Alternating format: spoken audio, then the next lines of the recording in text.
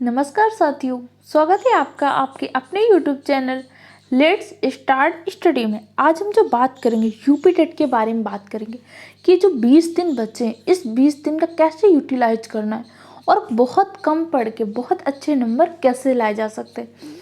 अच्छे से मेहनत करनी, क्योंकि कई बार क्या होता है, बहुत से बच्चों को मैंने देखा एक नंबर से एग्ज़ाम रुक जाता है। अगर 90 से 89 हो गए ना तो क्वालिफाई नहीं होता।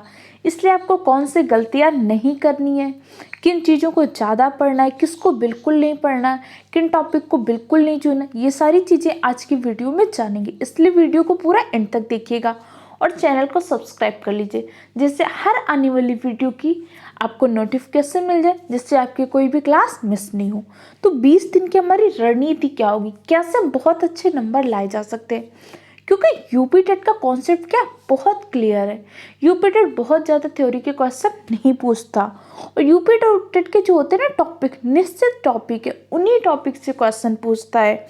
हम उन सब टॉपिक के बारे में बताएंगे, कहाँ से सबसे ज़्यादा सवाल आते हैं। तो बस जुड़े रहिए। तो देख लेते हैं। पहले तो आपको पता है कि आपके हर 5 सब्जेक्ट से 30-30 नंबर के क्वेश्चन आएंगे, आपके सीडीपी से, हिंदी से, मैथ से, ईवीएस और इंग्लिश से। तो पहले हम देखते हैं हमारा सीडीपी। इससे बहुत सारे बच्चों को बहुत डर लगता है।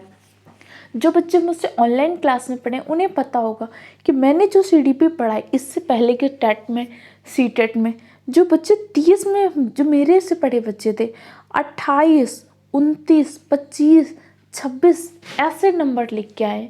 क्योंकि सी टेट का क्या होता है, जैसे कॉन्सेप्ट बेस्ड होता है, और वैसे यूपी टेट का क्या होता है, फैक्ट बेस होता है।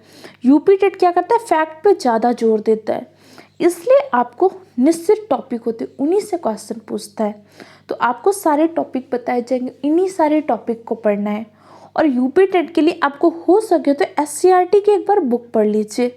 आप एनसीईआरटी की बुक मत पढ़िएगा, क्योंकि यूपी टेट में जो क्वेश्चन आते हैं एससीईआरटी के बुक से आते हैं। एनसीईआरटी नहीं पढ़नी। बच्चे बहुत गलती करते हैं। मैंने बहुत सारे बच्चों को देखा है कोचिंग में, वो क्या करते थे, एनसीईआरटी की बुक पढ़ते चले जाते हैं। यूपी टेट पे एनसीईआरटी से बहुत कम क्वेश्चन आते हैं, एससीईआरटी से ज़्यादा आते हैं। इसलिए अगर आपको बुक पढ़नी है तो एससीईआरटी की पढ़िएगा। अगर आप चाहते हैं कि मैं एससीईआरटी की सीरीज लेके आऊँ तो कमेंट बॉक्स में करके बता दीजिएगा। अगर आपको लगता है कि हमें नीड है तो आप कमेंट बॉक्स में बता दीजिएगा। अब हमारे सीडीपी के कुछ इंपॉर्टेंट टॉपिक क्या होंगे जिनको आपको कवर करना है। जैसे बाल विकास क्या होता है, इसकी सारी अवस्थाएं, बाल विकास में जो वंशानुक्रम, वातावरण, इन सब से क्वेश्चन आता ही है। इनकी भूमिका क्या होती है, सामाजिकरण क्या होता है, इसके साधन क्या होते हैं, ये सारे टॉपिक से क्वेश्चन आते हैं। ये आपका सिलेबस है, इसके अकॉर्डिंग ही पढ़ना है। अधिगम क्या होता है, अधिगम वक्र क्या होते हैं, पावलोव का सिद्धांत क्या होता है, प्याजे का, वाइगोत्स्की का, अधिगम के पठार क्या होते हैं, अधिगम में जो रुकावट आती है ये सब क्या होता है, ये सारी चीज़ें आपको पढ़नी है। इसके अलावा आपको जो पेडागोजी है, यूपी टेट में पेडागोजी बहुत कम आती है, इसलिए आपको पेडागोजी में कोई भी ज़्यादा मेहनत करने की ज़रूरत नहीं है। मैं एक पेडागोजी की मास्टर सीरीज लूँगी। उस मास्टर सीरीज से जो आपके 3 से 4 नंबर के क्वेश्चन आने होंगे, आराम से क्लियर हो जाएंगे। इसलिए आप पेडागोजी बिल्कुल मत पढ़िए, सिर्फ आप उस मास्टर सीरीज को देख लीजिएगा, उससे आपके सारे क्वेश्चन इजली हो पाएंगे। ठीक। इसके अलावा आपको समावेशी शिक्षा बहुत इम्पॉर्टेंट टॉपिक है। समावेशी शिक्षा के अंदर जैसे बाला आता है, अलग अलग इसके पार्ट होते हैं। समावेशी शिक्षा क्या होती है, किन के लिए होती है, विशिष्ट बालक क्या होते हैं, सामान्य बालक क्या होते हैं, ये सारी चीज़ें इसके अंदर आएंगी जो बहुत इम्पॉर्टेंट है। अगर आप चाहेंगे तो इन सब की वीडियो बना के आपको थ्योरी क्वेश्चन भी कराए जाएंगे, आपको प्रीवियस ईयर भी करा दिए जाएंगे। अगर आपको ज़रूरत होगी तो कमेंट बॉक्स में बताइएगा। ठीक है। इसके अलावा जो मनोविज्ञान शाला, जैसे प्रयागराज में कौन से स्थित है, दृष्टिबाधित बच्चों का अनुसंधान केंद्र कहाँ पर स्थित है, श्रवण बाधित का कहाँ पे है, जो दिव्यांग बालक है उनका कहाँ पे, ये सारी चीज़ें याद कर लीजिएगा। क्योंकि टेट के क्वेश्चन फैक्ट बेस होते हैं, जबकि हमारे सीटेट के क्वेश्चन कैसे होते हैं, कॉन्सेप्ट बेस्ड। समझ में आ रहा है, दोनों का डिफरेंस मैं आपको समझाती जा रही हूँ। क्योंकि बहुत सारे बच्चों को मैंने देखा बोलते हैं मैम टेट और सीटेट की तैयारी एक साथ कर लें। बिल्कुल कर सकते हैं, लेकिन दोनों का डिफरेंस समझ जाए तब कर सकते हैं। ऐसा नहीं कि सीटेट में जो क्या होता है कॉन्सेप्ट से क्वेश्चन पूछते हैं, जबकि यूपी टेट फैक्ट। तो जब आप दोनों का डिफरेंस समझ जाएंगे तब तैयारी कर सकते हैं। अब हमारा ईवीएस का सिलेबस क्या है, ईवीएस की ये टॉपिक दिए हैं। अब इन टॉपिक में भी कुछ ऐसे टॉपिक हैं जिनसे क्वेश्चन आते ही हैं, उनको पढ़ना है। जैसे परिवार, भोजन, स्वास्थ्य, स्वच्छता, आवास से, पेड़ पौधे, जंतु, इसमें पादप जगत और जंतु जगत से क्वेश्चन आते हैं। परिवेश, हमारे परिवेश में हमारे आसपास जैसे नदियाँ होती हैं, पर्वत होते हैं, पठार होते हैं, इनसे क्वेश्चन आएंगे। स्थानीय पेशे से जुड़े व्यक्ति व व्यवसाय कभी कभी आता है क्वेश्चन, जरूरी नहीं इससे आए। यातायात से क्वेश्चन आता है। नदियाँ, पर्वत, पठार, वन, महाद्वीप, इससे क्वेश्चन जरूर आता है। इस टॉपिक को तो बिल्कुल स्टार लगा लीजिए, यूपी टेट में हर बार इस टॉपिक से क्वेश्चन आया ही है। संविधान, संविधान से एक क्वेश्चन आता ही है। जो मैं टॉपिक बता रही हूँ ना, उनको बिल्कुल नोट डाउन कर लीजिएगा। इस वीडियो को देखिएगा, उसके बाद एक बढ़िया सा टाइम टेबल बनाइए। टाइम टेबल में ये नहीं बनाने कि हमें 2 से 4 पढ़ना है, 4 से 6 पढ़ना है, क्योंकि एक दिन पढ़ते हैं, दूसरे दिन टाइम टेबल फ्लॉप कर देते हैं। अब टॉपिक बनाइए कि आज हमें ये टॉपिक पढ़ना है, आज हमें ये टॉपिक ख़त्म करना है। अगर आप चाहें तो आपको डेली का 1 डे का टारगेट दिया जाएगा। डेली मैं सुबह आपको एक टारगेट दूंगी कि आज आपको इतना टॉपिक ख़त्म करना है। ये 20 दिन में आपकी टेट की तैयारी बहुत अच्छी होगी। अगर आप चाहते हैं कि आपको डेली का टारगेट दिया जाए तो कमेंट बॉक्स में बताइएगा।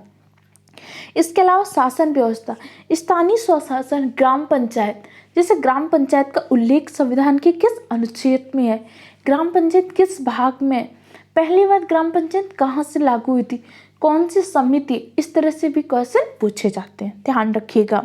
पर्यावरण से भी क्वेश्चन पूछे जाते हैं।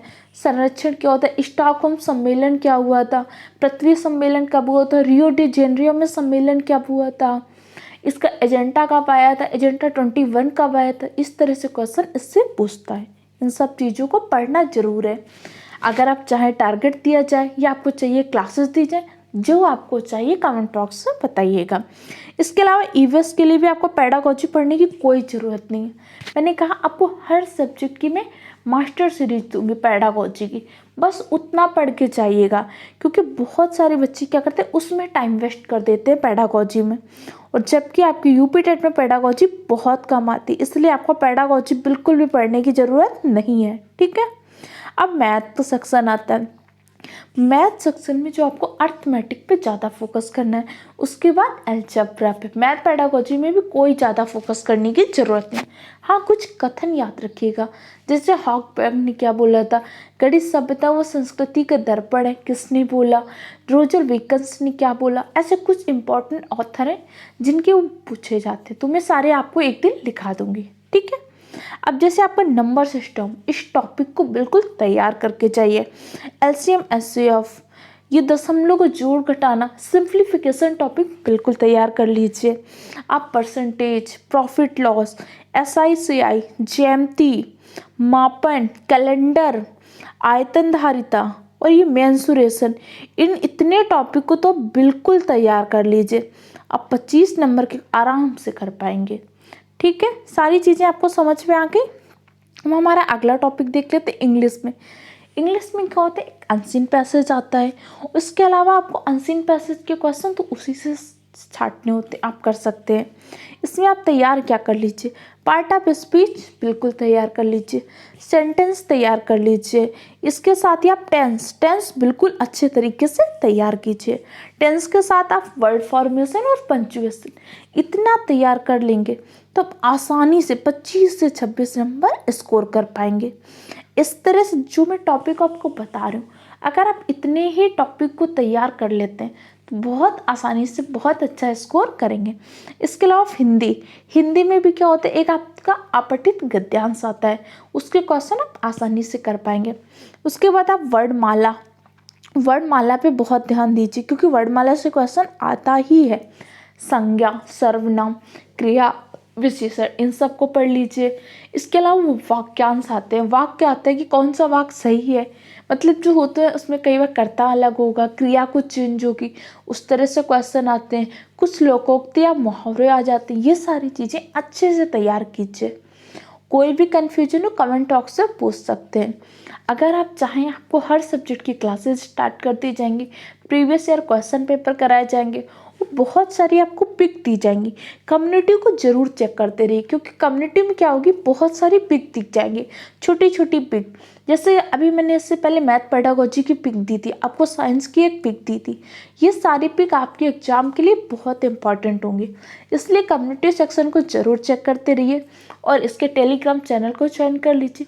वहाँ पे आपको PDF दी जाएगी, वो भी फ्री ऑफ कॉस्ट। अच्छे से तैयारी कीजिए। अगर आपको डेली का टारगेट चाहिए तो कमेंट बॉक्स बताइएगा। Okay friend, thank you for the watching the video.